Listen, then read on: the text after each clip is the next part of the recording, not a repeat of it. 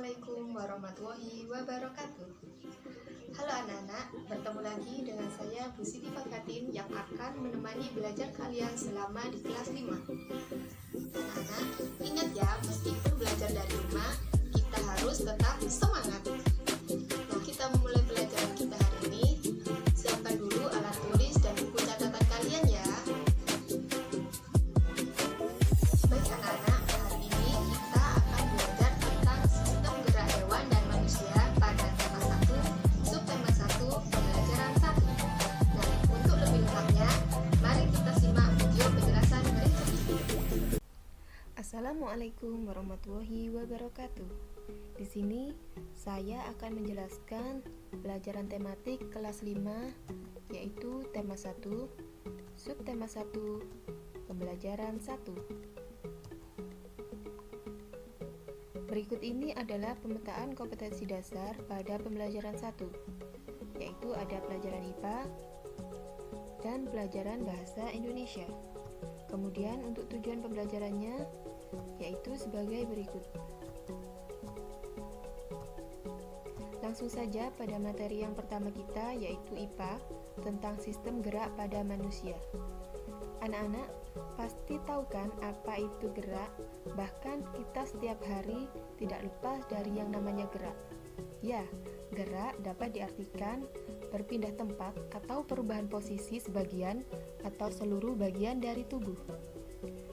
Untuk organ gerak berguna untuk berjalan, berlari, melompat, meloncat, memegang, menggali, memanjat, berenang, dan lain sebagainya. Nah, kemudian alat-alat gerak yang digunakan pada manusia dan hewan umumnya sama. Ada dua macam. Yang pertama yaitu alat gerak pasif berupa tulang dan alat gerak aktif berupa otot. Nah, kedua alat gerak ini akan bekerja sama dalam melakukan pergerakan. Kerjasama antara kedua alat gerak tersebut membentuk sistem yang disebut sistem gerak. Kemudian, yang kedua ada rangka atau tulang. Rangka atau tulang merupakan jaringan ikat yang dibangun dari sel-sel tulang, berperan sangat penting dalam pembentukan darah. Nah, pada rangka manusia terbagi menjadi 3, yaitu rangka kepala, rangka badan, dan rangka anggota gerak. Nah, bisa kita lihat pada gambar di samping. Bagian rangka manusia terbagi menjadi 3 bagian. Nah, ada rangka bagian tengkorak, bagian badan, dan bagian anggota gerak. Rangka kepala sendiri berfungsi untuk melindungi otak, sedangkan rangka badan berfungsi untuk melindungi paru-paru, jantung, hati, dan lambung. Rangka anggota gerak terdiri atas rangka tangan dan rangka kaki. Selanjutnya ada persendian. Persendian sendiri berfungsi untuk menghubungkan antara tulang yang satu dengan tulang yang lainnya. Jenis-jenis sendi yang ada pada manusia umumnya ada 6. Yang pertama, sendi peluru, sendi pelana, sendi putar, sendi engsel, sendi gulung, dan sendi geser. Nah, bisa kita lihat letak dari jenis-jenis sendi tersebut pada tubuh manusia melalui gambar di samping. Apa sih sendi peluru itu? Sendi peluru yaitu sendi yang memungkinkan terjadinya pergerakan di segala arah. Contohnya sendi yang terletak pada tulang paha dan bahu. Yang kedua ada sendi putar. Sendi putar yaitu sendi yang memungkinkan terjadinya gerakan salah satu tulang yang berputar terhadap tulang lain. Contohnya yaitu sendi pada tulang atlas. Kemudian ada sendi engsel, yaitu sendi yang memungkinkan terjadinya satu arah gerakan saja. Contoh sendi pada tulang lutut dan tulang siku.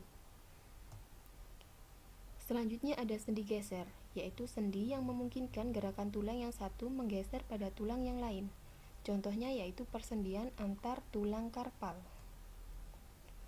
Kemudian ada sendi pelana, yaitu sendi yang memungkinkan terjadinya 2 arah gerakan saja. Contoh sendi ini terletak pada ruas telapak tangan. Selanjutnya ada sendi gulung, yaitu sendi yang hanya memungkinkan terjadi sedikit gerakan dan dapat mengitari poros.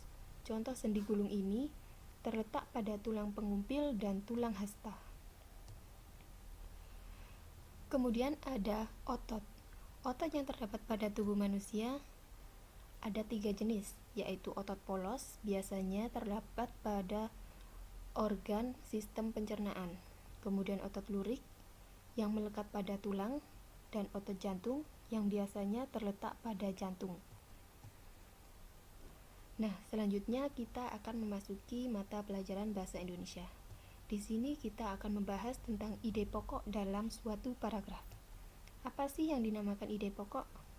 Tentu anak-anak sudah mengenal pada kelas sebelumnya. Ide pokok disebut juga dengan gagasan pokok atau gagasan utama.